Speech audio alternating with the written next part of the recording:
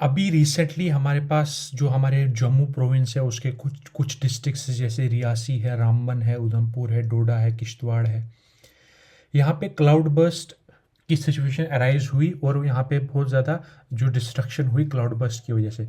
तो अभी हम देखते हैं क्लाउड बर्स्ट होता क्या है। क्लाउड बर्स्ट को समझने से पहले हम देखते हैं जो हमारा नॉर्दर्न हेमिस्फेयर है वहाँ पे जून जुलाई अगस्त सितंबर के मंथ्स में समर का सीज़न होता है। यहाँ पर देखिए समर का सीज़न होता है और जो नॉर्दर्न हेमिस्फेयर में अगर हम देखें तो जो इस इस पिक्चर को देख सकते हो आप।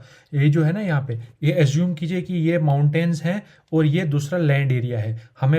और आपको ये बात पता है कि जो लैंड एरिया है ये समर में जो है वो गर्म हो जाता है, एयर के मॉलिक्यूल्स आपस में डिस्पैच हो जा मतलब कि दूर हो जाते हैं और वो हमें lighter air rises up. Lighter air जब ऊपर की तरफ राइज हो जाती है फिर क्या होता है जो मॉइस्चर लेडन एयर होती है उसकी मूवमेंट कहाँ की तरफ होती है, माउंटेन्स की तरफ होती है। मॉइस्चर लेडन एयर की मूवमेंट जब माउंटेन्स की तरफ होती है तो माउंटेन्स में कंडेंसेशन के प्रोसेस की वजह से हमें पता है क्लाउड्स का फॉर्मेशन होता है। सबसे पहले क्या होती है, सबसे पहले कंडेंसेशन होती है, फिर बाद में प्रेसिपिटेशन होती है।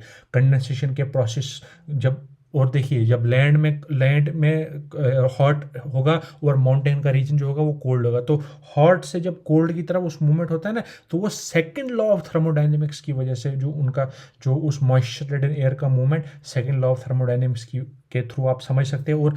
और जब वो ऊपर वो कंडेंसेशन हो जाती है ना क्लाउड्स का फॉर्मेशन हो जाता है। वो दो टाइप के क्लाउड्स हमारे पास बनते हैं कि होते हैं क्यूमुलस क्लाउड्स, होते हैं निम्बस। निम्बस क्लाउड्स का जो कलर होता है वो ब्लैक से लेकर डार्क ब्राउन कलर का होता है और क्यूमुलस का क्लाउड जो होता है वो कॉलीफ्लावर का शेप में होता है, फ्लैट बेस होता है इनका। और निम्बस क्लाउड की डेंसिटी बहुत ज़्यादा हाई होती है, वाटर मॉलिक्यूल्स आपस में बहुत ज़्यादा कम स्पेस में जुड़े हुए होते हैं आपस में और ये एब्रप्टली किसी भी एक रीजन में एब्रप्टली अपना प्रेसिपिटेशन कर देते हैं और बहुत ज़्यादा रेनफॉल उस एरिया में हो जाती है और उसी को हम बर्स्टिंग ऑफ क्लाउड बोलते हैं या क्लाउड बर्स्ट बोलते हैं, जो कि ट्रोपोस्फेयर की थोड़ा नीचे होती है 6 to 8 किलोमीटर्स के अंदर। Thank you.